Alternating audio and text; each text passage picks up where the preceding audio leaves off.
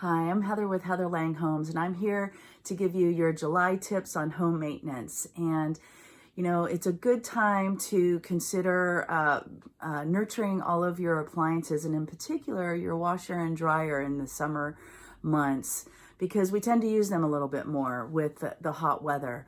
So making sure that your appliances stay clean and fresh, you can do that with your washer and dryer. With a little bit of diluted bleach or vinegar solutions. So either one of those can work in your washing machine. You put that in and you run a cycle. If you've got a front-loading washing machine, then you also want to always make sure that when you're finished with your cycles that you leave the door open so that it has room to breathe and dry out, that the drum has that chance to dry out a bit, and it decreases the chance of building up and mold growing in there. So you want to make sure that when you're cleaning your washer machine and if it is front loading, that you're also cleaning that gasket, that rubber gasket that's around the hole. This is a dryer that we're looking at, but it looks exactly the same. And it's on the inside and it goes all the way around. So you want to make sure that that gets cleaned out as well, so that the mold doesn't grow there.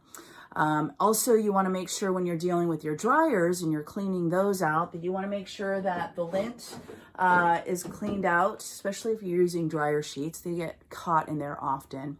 And then you also want to make sure that your vents, the dryer vent itself, is also cleaned out.